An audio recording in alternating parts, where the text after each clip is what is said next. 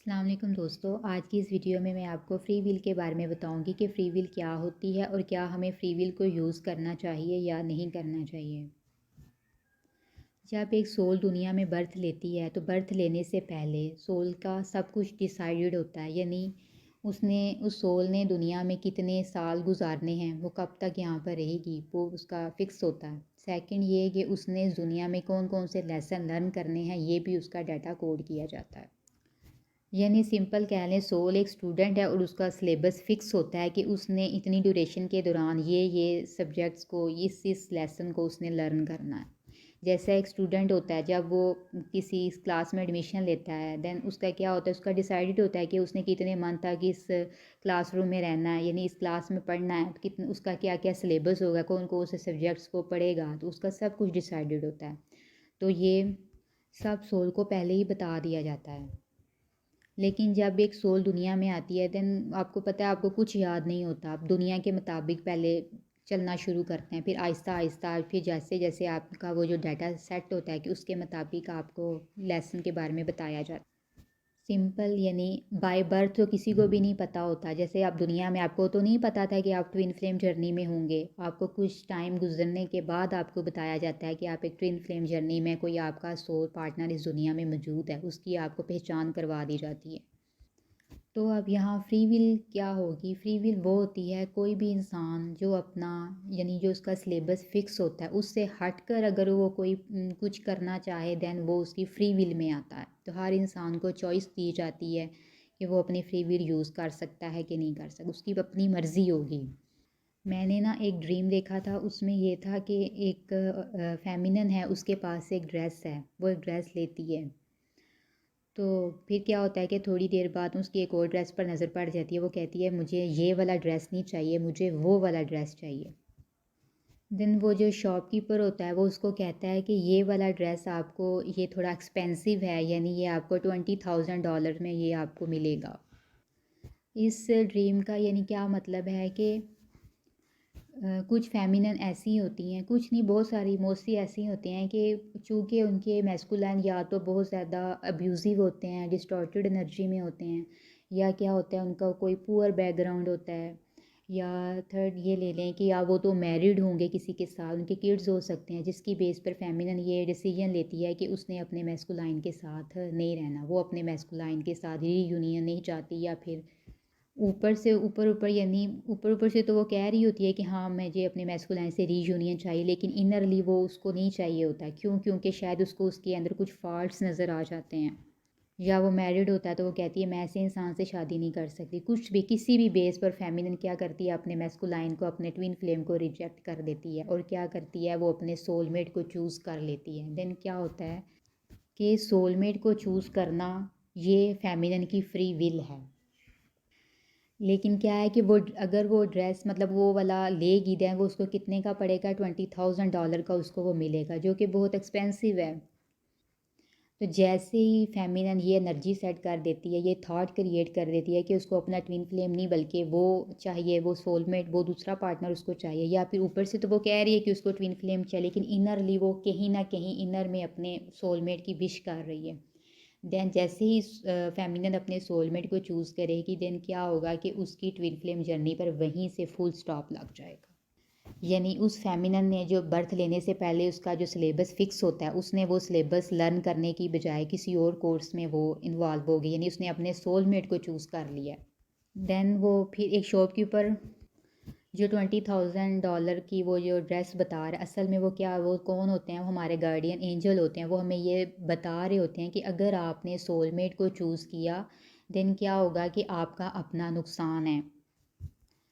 यानी आपकी ये जो लाइफ टाइम जो आप जी रहे हैं, इसमें आपने जो लेसन लर्न करने का आप ऊपर फिक्स करके आए थे, वो आप नहीं सीख रहे। देन क्या होगा, आपकी ट्विन फ्लेम जर्नी में स्टॉप लग गया। फिर क्या, आपने जो इस लाइफ टाइम में जो लेसन लर्न करने थे वो आपने नहीं किए, देन क्या होगा, आपको फिर से बर्थ लेनी पड़ेगी, फिर से बर्थ लेनी पड़ेगी।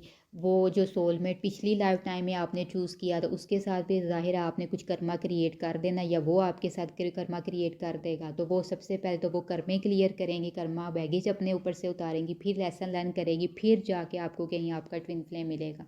तो इसमें क्या है कि आपका अपना नुकसान है। पहला ये है कि आपकी ये बर्थ ही ज़ाया हो जाएगी, ये लाइफ टाइम ज़ाया हो जाएगी। तो इसमें यानी वो इसका मतलब ये इसलिए वो शॉपकीपर कहता है कि आपको ये ड्रेस इतनी महंगी मिलेगी, यानी इतनी महंगी ड्रेस है। देन सिंपल ये कह लें कि चाहे आपका मैस्कुलाइन, आपका ट्विन फ्लेम जैसा भी है, आपने अपने ऊपर ऊपर से नहीं बल्कि बिल्कुल अपने अंदर से डीप हार्ट से आपने अपने ट्विन फ्लेम को ही चूज़ करना है।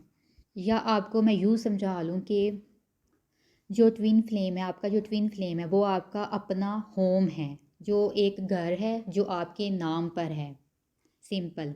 और जो सोलमेट है ना, वो किसी और का घर है, वो आपके नाम पर नहीं है।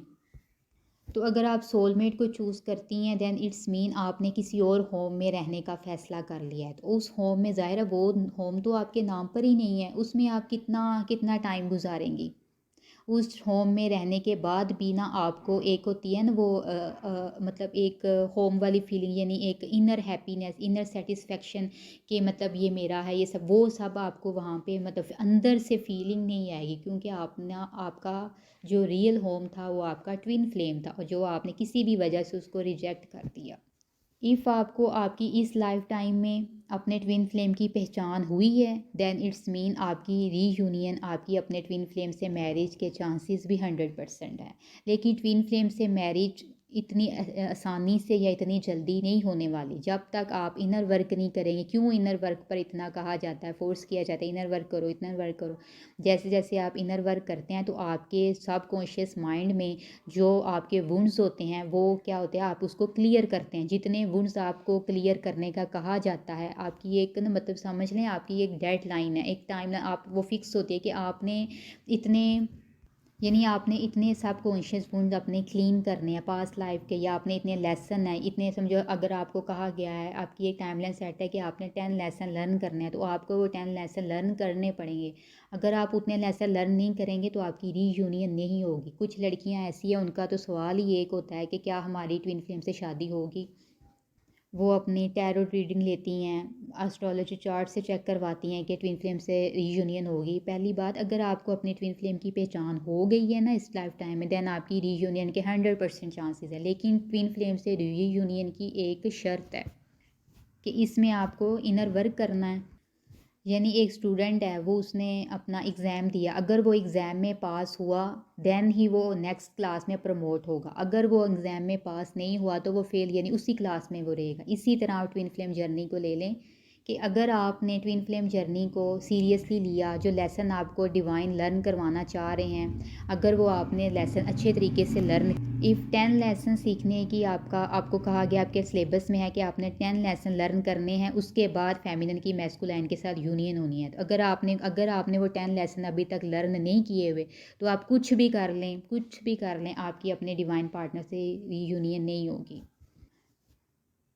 डिवाइन के मैसेज को पिक कैसे करना है कि आपने अपने इर्द गिर्द देखा करें, आपके जो ड्रीम्स आते हैं आप उसको चेक किया करें, बाकायदा देखा करें आपके इर्द गिर्द लोग आपसे क्या कह रहे हैं, इन सब को देखें क्या कहीं आपको यहाँ से कोई मैसेज तो नहीं मिल रहा, कोई आप लेसन लेसन तो नहीं आपको कोई सिखाने की कोशिश कर रहा। यानी आप अगर वर्क करेंगी देन ही आपकी ट्विन फ्लेम के साथ रीयूनियन होगी। इफ़ आपने वर्क नहीं किया आपकी ट्विन फ्लेम के साथ रीयूनियन नहीं होगी। तो आप ट्विन फ्लेम यूनियन सिंपल आप ये कह लें कि एक एग्ज़ाम की तरह ही है। इसमें अगर आप लोग अच्छे से मेहनत करेंगे देन ही आप पास होंगे, यानी आपको ट्विन फ्लेम रीयूनियन का वो रिवॉर्ड आपको मिलेगा। Thank you so much.